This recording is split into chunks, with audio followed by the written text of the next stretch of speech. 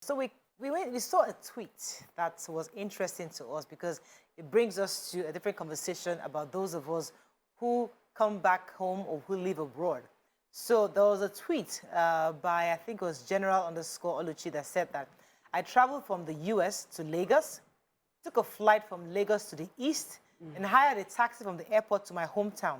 And the first question a relative greeted me with was, this one that you returned to the middle of the year, hope you are well. You should have just sent the money. So according to this person, they came home for a funeral, maybe to show the last respects to a loved one. And they spent quite a bit of money to buy tickets, from Lagos to the States, and from there, take a taxi. And they spent quite a bit of money. And the relatives said, you didn't have to come, just send the money. It is the money we need. Now, this brings to the fore a conversation on how we value lives, number one, and the perception we have of those who live abroad, as if they went there to pick money from the ground. We've also had stories of family members who travel, and the moment they travel, their loved ones believe that, everything is sorted in our family. All the poverty in our world, all the problem with our life has been erased because that person has crossed over from Murtala Mohammed to anywhere. Doesn't even care where the plane is landing. As long as you left Nigeria, our life family has changed. It's important to have these conversations because our objective of this show is really to reorientate people, to educate people, to give them information and have options and see things from different perspectives. What are your thoughts on this? How do we change the way we see those who live abroad and where we see those who want to go abroad? What are your thoughts? You can call us on 081-270-53687, 091-390-7694. You can also tweet to us at TVC Connect. Please hashtag your view TVC so we can read your tweets.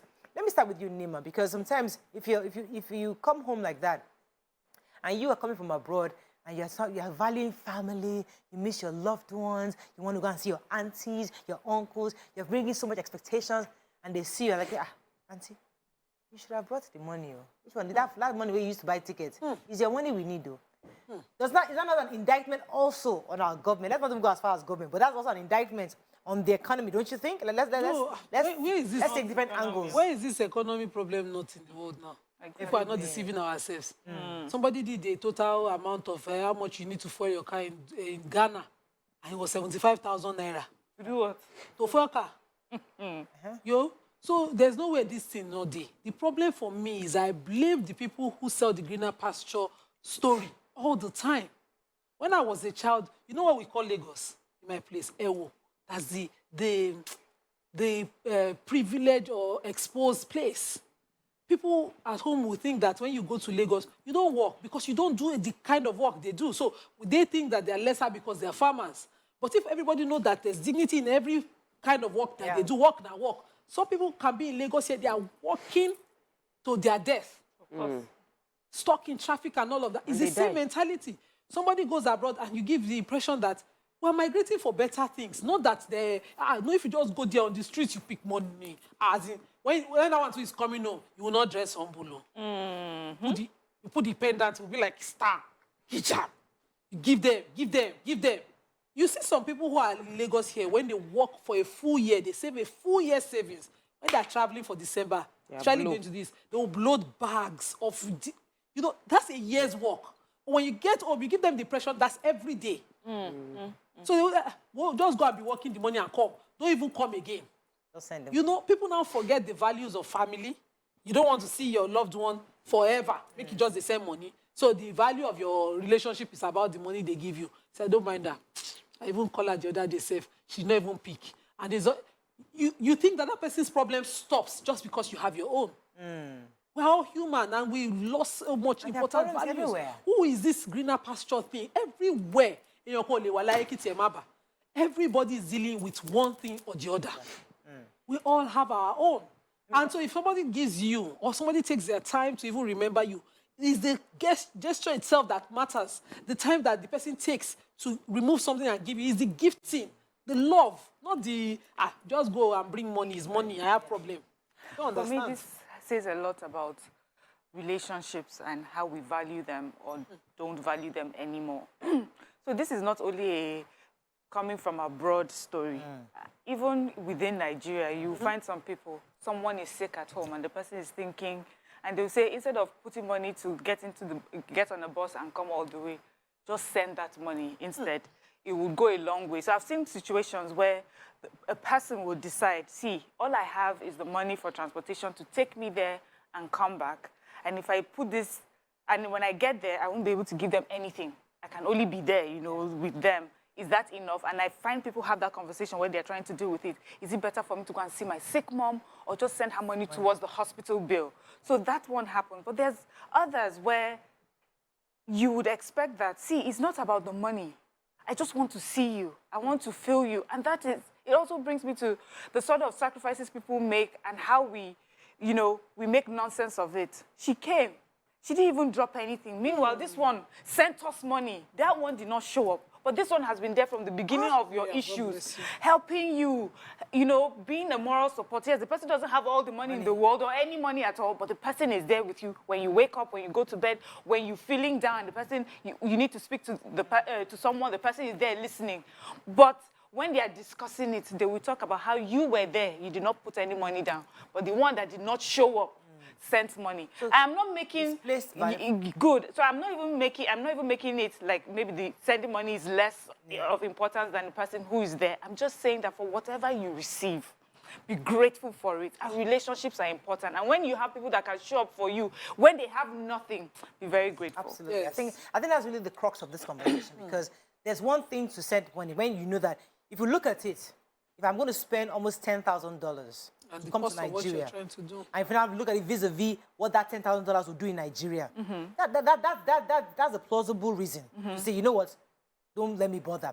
But sometimes relationships are more costlier because your mother has not seen you 15 years. Yes. And she feels it's the last moment. So that $10,000 for her is nothing compared to your presence. So you have to weigh the options. It's also, let it be your decision. Let it not be a relative saying, why you come, sir? Good. Or send me. And you're not entitled to that is self-entitlement. That is disrespectful. That is so monetary a value. That's no relationship. What are your thoughts on this?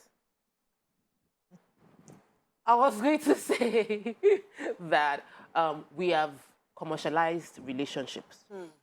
And we have come to a place where every relationship has an economic value. And we look at human beings and we're saying money, as opposed to seeing the human being that they represent, seeing their emotions, feeling the love from them, getting the concern from them. But we have turned human beings to the economic value they are bringing to the table, commercializing every relationship. I also see, what we call, no, it's not extortion, it is entitlement mentality from many people. So I have 5 children. One will become a doctor, you go and work in Canada. One will become a lawyer, will go and work in America. Another one will go to Australia. By the time you are repatriating A, B, C, D for me, I'm sorted. Like, these are not human beings anymore. They are financial investments, commodities, and it is extremely wrong. You should not plan your life around another person's pocket, and you should not plan your future on another human being. When we say that somebody should not come and they should send money, it's because you feel like their money is more important than their presence. This thing happens in smaller ways within the Yoruba setting, where we are doing a party and all the housewives, some housewives will come, they will clean the house, they would cook. Then one madam will now come with handbag. She will say, oh, I sent money a week ago. So she does not do anything in the house. Yeah. And everybody will sit her on a pedestal and everybody will be serving her like she's more important than those that have been working. It is the idea of commercialization of human beings, the idea of prioriting the money you bring to the table more than who you are. Now, when we talk about family, because here we're talking about parents. We need to break it. Let's break, because I'll come back to you, because you said some important things that we have to separate it. So this our gist has somewhat migrated to a different pedestal, where we're talking about when we send money home. So those of us living in Nigeria, there's some of us that will say, they're doing something, take this amount of money, do it. Others will go there early in the morning, they are there, sit there, they leave their own work, stay with the family, eat, clean, help them do everything, be there to console, and there are different parts. There's a good part of that. The flip side of that is that those who are doing, they are also looking at what they can also pick from this house when they are leaving, because some of them are also, okay, one person will drop here, somebody will drop this way. But because I know how it is where you have family comes like that, and everybody's seeking an opportunity. What can I grab when this whole thing is over? And when they're leaving, they will go with their own takeaway. But you that just sent money, you come there, you go for the event, you greet people, but you're not there to come and participate in what's going on. You've already sent the money. So they're different. There's the pros and cons on both areas. So Tokpaya just said, instead of coming to join in the housework, the work itself, you send money and then say you come and sit like this. You say like that because I've sent money to work. Because I have sent money. No, when you send money, what did you send the money for? Let them because do it. Let's talk from experience. No, it's their choice to use their money for whatever they want to use it for. I'm not coming You see this work. family thing that is cut out for women. We are going communal now. Let's talk let's talk communal. Women are expected to be the one to come and kill the cow, cook the cow. That's not true. You're not in 2022. Wait. So what you do, you send your money. Exactly. You get your cooks, you get your caterers, you Simple. send your money message. Yes. So that's the difference. So not everybody that send money and come and sit down like this that didn't do something. What exactly did you send your money for? So I cannot come and send my money for caterers and then they are still judging me. I should come and put my hand. When I've already done my nails, I just want to sit pretty and enjoy the event. No, but why did people start sending money? People started sending money because they realized that their efforts wasn't appreciated. The few that were able to send money got a lot more appreciated. So the also was, let me make money because I'll be respected. Everybody's commercializing relationship. Yes, I was not seeing. I see it a bit differently. Okay. I see it a bit differently. There used to be a time where, as you said, communally would stay together. The men would go off to work. So they were the ones that would send the money. And the women were at home anyway, and they could do that. But then we started having women that were married out of the communities, and they were working in the town and could not be there physically or could not travel, or they had just a day or a few hours before the event would start. And they would send their money in preparation, ahead. And it's to show that even though I'm not there with you, this is my support. So for me, the conversation is not who brought money and who is working. It's that you should appreciate whatever kind of support anybody brings. And you're not entitled to people's choices. You don't determine for them and say, definitely you must do it this way. Because what you do is you force people who do not have the money to look for this money anyhow. And then you force people who really cannot see, if you put me in those community houses where they're carrying pounding yam, they will divorce me many times over. I can't do all those sort of things, From morning to night, you have woken up in the morning, you have put a big pot of fire. You don't know what you are putting the firewood. I won't be able to do that. You don't know what you're capable of. But I will do other things, and I should be appreciated for the things that I can do. Let me poke that a bit, because sometimes we watch these movies like Big Mama's House, or we have families where black communities are coming together and they appreciate African culture because we seem to be more communal. So are we going to throw that community, that communal relationship away because now we are working in the cities, we can't be there? I mean, I want us to see if we can bring back where, okay, I live in the city, but you know what? Something's happened at home, and this is my family. I will leave a few days. I will come. I might still send money, but I will come and stay and be there. Can we begin to put value on your presence now than sending money and just come on that day? But we do that. But sometimes we don't. No, well, at Christmas, we know the person that makes the best salad. You're the one making the potato salad. Even though the person has sent money ahead, but the person would come with potato salad. The one that does the best fried rice in this family. Please, you cannot, So we still do it, but we are aware that things have changed. We're not all living in the same compound, in the same community. Lives have changed. Time is better spent, doing things differently. And so we should acknowledge the differences and appreciate what these differences has, made us to resort to. Something funny is happening. On Sunday, my sister called and said my mom was asking to see everybody. And so because we are in 2022, we are past COVID, we went on the video call. She set up a Zoom. You see? We see everybody. And so she could see everybody. Our younger sister taking care of everybody. All of us were on the Zoom. My mother said, is this what I talked to you about? I want every one of you, and stupid one of us, me. What is the problem? Let's just know what we're putting. If it's money, let's just put it together and send it. I don't have time. I said, on Saturday, I want to see each and every one of you. I don't care what you have. 5 girls, right? 4 girls. 4 girls. 1 boy. Every one of you. So I said again, okay, this meeting that is so important so that we can finish it on time. Let nobody bring their children. We don't want to see any grandchildren. She said, Nima, you don't have the right to tell me, I want to see every one of you. End of story. So this Saturday, now I know that I cannot achieve anything on my own. So it goes back really to that disrupted schedule. So we shared it. I said to my other sister, okay, since our younger one cooks my mother's kind of diet, she's on a diet, so she can't eat everything. You make this rice. You make what we shared what we used to be our best things, and that's what we're doing. So my question is that this communal thing, we have to bring it down closer to, like siblings, it's easier to do. When it comes to grandmas, aunties, those kind of things, that's where there's problems. Because wives now say, no, me, I can't go, I'm working. You're a cousin, you're far away, but you're the rich cousin, you know? So maybe we start bringing these things closer. Maybe because I'm trying to see how we can bring back that connectivity that we've lost. I think because of I think at the bottom of it is to genuinely love the person that is you're around. You know, like do I genuinely love this person? And if it is from a place of love, genuine love, not the one that has other is hiding many other things. But let me it pause. will be a different relationship. Wait. Let me pause for a second. So you're in America, and you genuinely love this woman, right? She's the grandmother you love so much. And then you know that they need $10,000. But you have this $10,000. You have two choices. Should I buy tickets, pay all the round tripping, and go to Nigeria? Or do I send this $10,000 to somebody I love genuinely? That's the questions they're having. Love is about prioritizing. If for you at that point in time, they need the money more than your presence, you will make the sacrifice of the money. But if you understand that I might never see my grandmother again, and I know you really need the money, I will find a way to get as cheap as I can, drop a little money and let them know that, see, I want to see you. I feel that sometimes we feel like money will solve the problems in this world. It doesn't necessarily do that. Yes. Grandma needed a medical bill paid. And they might pay the medical bills and grandma will still die. People, they pay the bills and the person still dies. The person will still die. So what's the use? Why don't you be there and say, this is your last few moments. Whether you pay it or not, you will still go. And that for me is really, really important. When we talk about sending money, there was a wedding, and it's an excuse that we give because we feel like, and I'm in that excuse space too. Somebody wants to get married in Akure, I cannot go. How much is ticket? 100,000 naira. Okay, I'll do 50K at least. I've sent my money to represent me. But what the person actually wanted was, don't use flights. If you call public transport is like 25,000 naira, all of you should show up. Let me see every of my friends. All of you, as I'm dancing to my husband, people, they see people around me. That was what they wanted. They did not want the money.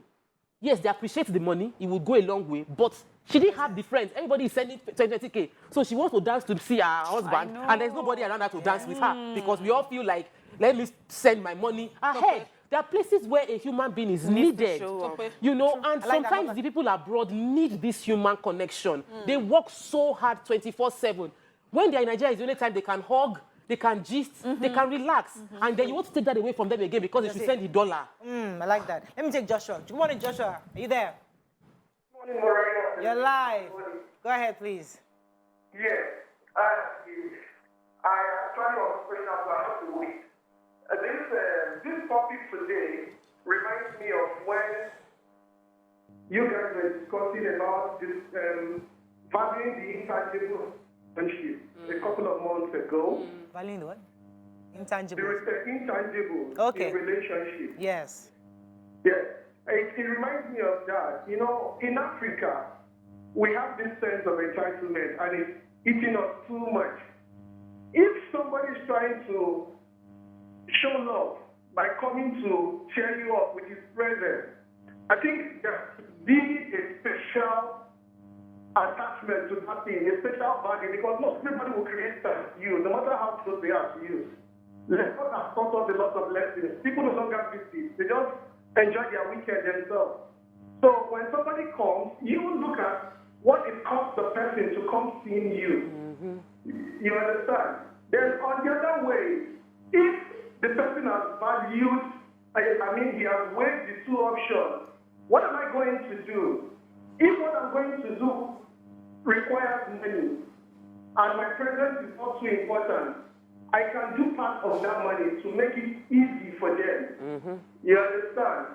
Like something happened to my uncle recently. My uncle is somebody that he's not too rich, but if his youngest nephew is doing something, he will have to come from Kaduna. He must make sure his presence is there. That's it. He lost the father-in-law. I couldn't go, but my mom was there. So we the brothers. Thank you very much, Joshua. So I think this is bringing us back to, I like where this is taking us, because we must remind ourselves the importance of relationships. And because we've commercialized a lot of things, there's always the first thing in our mind is let's send money. But let us use this conversation to remind us that our presence and many of these invitations is more important. You can still bring a little money, but you being there, obviously, is more important as an African.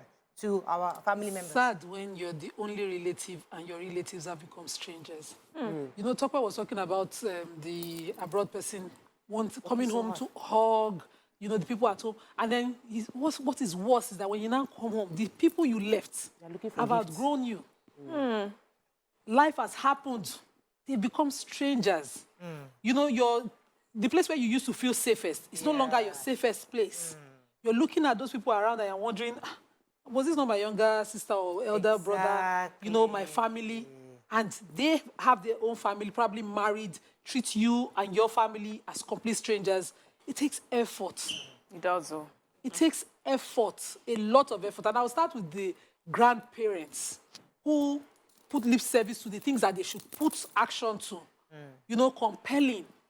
Now I appreciate my mother's compulsion and reaching out. This morning, someone my sister-in-law in the village has a health issue with her mom. I got the news this morning. You have to reach out, call her, make sure you say, you know, she sorted out this and this and this and this and this at home. Call her, say thank you, you know, reach out. She's always emphasizing it. She will not allow one thing slide. And I'm just, as Sokwa was talking, I thought I wondered of and appreciated, you know, somebody reminding the value of those relationships. I've seen people who take it for granted, who think, oh, no, this is our daughter-in-law. She cannot do any otherwise. She just has to love and reach out to all of us. You know, they don't remember the simple thank yous. You know, when you visit in the neighborhood, visit the person who's keeping it together. My younger sister, for instance, now, for a second. keeps it together. So you raised an important issue, which I would like to harp on. But let me take this call from Hassan. Good morning, Hassan. Are you there? Good morning, Morayo. You're live. Go ahead, please. Look, you see, you people, all of you spoke well. Nima spoke well. Tope spoke well. And all of you in general today. Because it's about commercialization of relationships. We don't value humanity again. And secondly, about Nima, it's about the information people send to the people. You see, when you are abroad, it's about making money over there, easy to make money, you know, you change the environment to make money, and people are expecting much more from you. Even in Lagos here, people in the village expect more from you. But what is very clear, we are busy losing our humanity. You see, our presence matters. Let us see ourselves. Let us cohabit. You don't understand. There is a lot of benefits that one will see it on. Oh, we lost Thank that you call. so much, But there's a Hassan. part that Nima said that struck a chord with me. We demonize our relationships. Somebody from the village is the one doing you. You don't want your family to know this. You don't want your family. So when things happen, you keep quiet. You don't tell. We're not communal anymore. Let me use myself as an example. Like, I'm not saying my family demonized anybody, but growing up, I didn't know a lot of my cousins. Now the excuse was that because I came like very, very late. Myself and my sister, we came like 12 years after. So all the real cousins were all my brothers and their cousins. They knew each other. They grew up together. By the time I came, my own siblings were just the ones I knew and the few cousins I had. But wasn't an group. I said, oh, he's your cousin, that's your uncle. And I'm wondering, who are these people? We don't know each other. Because I would have loved a situation whereby the Kabasho family is so huge. The Fuja family is so big. We don't know each other. So it's so sad that we don't know each other and we're not able to be there for each other. Now, it's difficult for me to be there for you because I don't know, I didn't grow up with you. How can I start to come and greet you and start somebody I did not grow up with? So it's that the communal relationship that we should have built from scratch was never there. You're now an older person. You say, oh, because she's in London now. Okay, I heard there's a Fuja family in London. Oh, hey, call her now, we can send pounds to us. You know, it's your money that is important, not your present, because they don't know you, but they just know that you live in London, you have money. So that's part of the problem. But we let's even demonize talk each about other. that very valid, you know, very, very valid.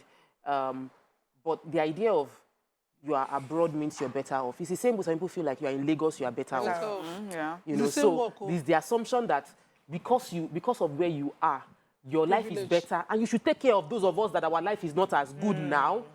But we rise by lifting others. Yeah, and it's okay. But sometimes the crab system will come in where, as you're trying to, if you don't successfully stand on that higher level, anybody you try helping, you end up on the ground with them. So we need to also balance things out.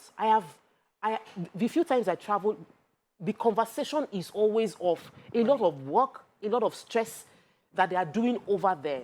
They are in the diaspora, it is cold, you are walking, your hands are frozen, it is tough. And every time they get a call from Nigeria, it is to beg, it is to complain.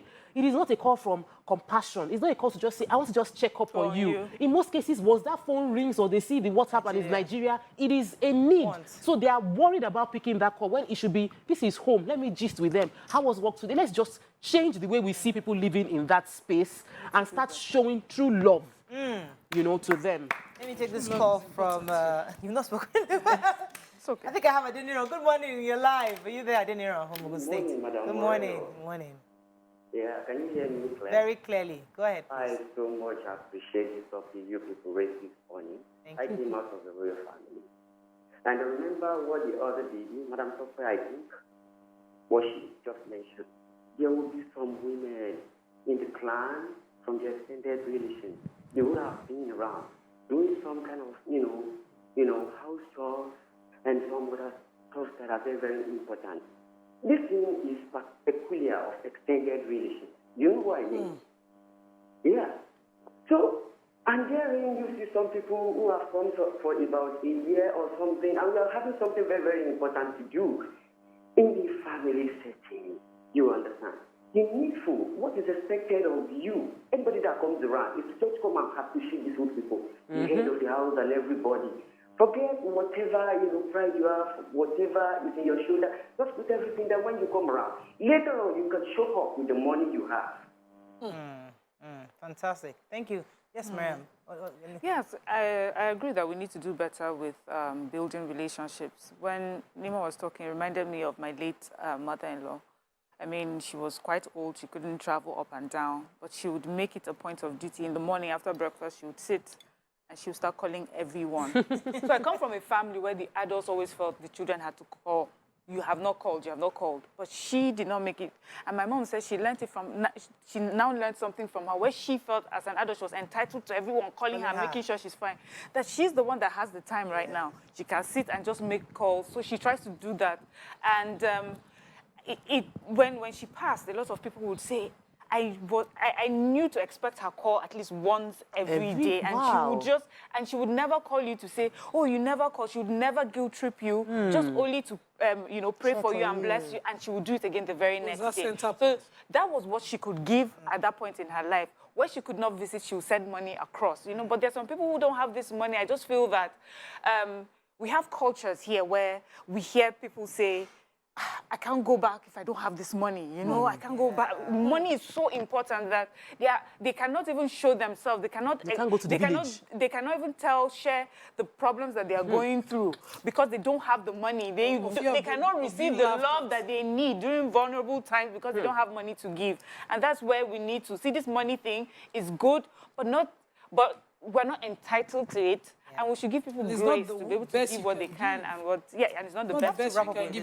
Morayo, quickly, just because when you're a parent, maybe because now, maybe very soon now, we don't talk to our children on the group. Just find out. Ensure that, relationships, if you want your children and their children to be together, you are at that point. And it is not about, no, if you need to show up for each of them, do it. My kids, I know, they know all my cousins, all their cousins from my own side, all my nieces and nephews by first names. So we had a little girl that was born 4 months after my dad passed.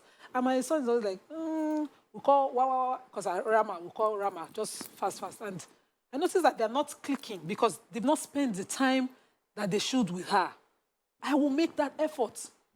I see how mothers do it. You ensure those relationships are kept so that they don't become cousins but strangers.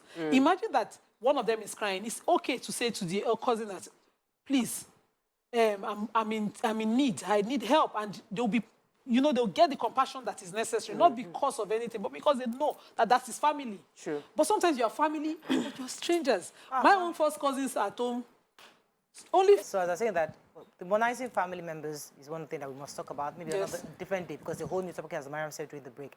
One of my weakest points is that I'm really bad at following up. Like, it's just horrible. If you want, is there any bad thing when it's about me that she doesn't call doesn't check up on family, she doesn't do that. I know. I learned It's my- that in defense. It's a terrible thing that I do, that I try to work. I have aunties who come. In fact, especially after my mother died, many of them call me consistently. After a while, because obviously this guy is not returning our calls, and they cannot be obvious. I understand that, but you see, because I didn't really have that growing. Nobody ever taught it. I was never taught, and I like the idea that your mom intentionally will remind the children, call this person, call that person, because she was also raising you that way. I didn't grow up with any of those call we're saying check up. I never had that, so it takes a lot out of me to remember to call somebody and check up on somebody. And it's a bad habit. Yeah, there was a guest we have. I think it was Mrs. Attilari. I can't remember. And she said something. We were complaining about not keeping in touch. She says, it's okay. You people are at the stage of your lives where, you're waking up, you're getting children to school, you're hustling to make ends meet. We understand that's the older ones. You get to the stage where you will have the time to do this. And so for me, I'm asking for grace from the older members of my family. Give me this grace that at this period, I'm so focused on raising these children. Sometimes you would have planned to reach out, and then it's the end of the day. And it's too late to make a call. And you're like, okay, I'll try tomorrow. And before you know it, time has passed. I'm not excusing myself totally. I need to do better. But also, I hope that you give us grace. Exactly. Thank you very much. Because I remember that what she said. Ms. Attilari said, Justice Attilari actually. Yeah. She said that your friends will even find each other. When you get to a certain age, all of you that miss the... It's easy that you're having lunch with your friends now. You find they will come around. Well, there's a phase in your life where you're just focusing on family. But eventually you find yourselves and then you're growing. Sometimes, but you really grow apart, really. Sometimes you find yourself. There's another one I noticed that, because you're a woman and you grew up with your own family, you're closer. You pick your kids closer to your own family. You deliberate about that, but you can't do so much for your husband's family. So they're strangers to the other side. Yes. And you're in the middle, and you say your family, Growing up, I miss that. And I'm meeting some of my cousins from my dad's side that I'm thinking, wow, amazing people. These people are really, really out there. You want to really be related. So I'm deliberately balancing both sides. But I see my kids too, they don't know their cousins. Yeah. Those sides. On the other side. And it seems like I'm doing so much here. Sometimes it gives me guilt. Sometimes, so I make the effort also to take them as much as they is allowed. So, I'm as an only child, it's always a bit different from my own perspective. I'm in that space where I don't have siblings, and I have cousins, and I have one that I'm really close to, and my kids know their little second cousin. But there was a time in my relationship with my in-laws that there was a bit of tension, and my husband would just be like, I'm going to talk to my brother. We don't need to go to the house. And even though there was tension, I deliberately took myself and the kids there, and I would feel the tension, and I'll say, my children must know their cousins, because that's the only family in Lagos that they have. So we cannot be in Lagos together and I'll say, because there's a bit of tension. They will know themselves. We will not eat before going. We will eat at home before going there. But that season has passed now, and now we have an amazing relationship. We would have lost an opportunity if... So right now, my sister-in-law would tell people around that if you know what Tokwe, that people judge me, but Tokwe, if you know, we are best pals now. But we went through that season where it looked like it was tough, and I think that people need to give it that time, and over time you will get over it. When my father passed, I think, or my mother passed, one of my aunties, I think Auntie PC Akabasho, was saying that we need to develop a WhatsApp group, because if she attempts to do a WhatsApp group, Akabasho, it will be full. There's so many of us. I don't know how Akokia children do 1,000 messages a day. I just don't know. One of us is running for House of Reps. In fact, my uncle is running for House of Reps in my constituency at home. And his picture is on the WhatsApp group, but the 1,000 messages I know if you keep up. I think we have to wrap up soon, but I think really Facebook group what this conversation is driving us to is that all of us are guilty one way or the other, not keeping up with family. And because when we don't do that, so when important functions, maybe somebody passes on or somebody's getting married, it's easier to choose the commercial part of it. We just send money because you're not close to them. Yeah. But the real value we're missing is being there. Is being there, being part of family. But people also say, hey, I'm not going to go village people. I will now go and show myself because people are dying. We go to the village and go and do something. So that demonized part. We have to say a whole different topic for a different day. Why do we demonize ourselves? Because that's why many of us don't go and meet family. They let them not know what I'm doing. They don't come and shine their eye on my own small nuclear family. That's the mentality. So there are pros and cons. People say, Morayo, which family are you looking for? Family too, where you don't want to look for any family. We have our But let's Stay, love. So, but either way, we must show love. You We must show love because we need each other. And nothing really sticks more than family. Family is the strongest bond. Yeah. And there are some times where, when push comes to shove, That's where you... I mean, I remember when my mother was in a really bad state. And the only thing that gave me joy was that every one of us around us were her kids. Like, as children, the closest Everybody people came. to her, the people that meant the world to her, were around her. That for me was more powerful that Momsi experienced that before she took her last breath. So it's family at the end of the day. Yes.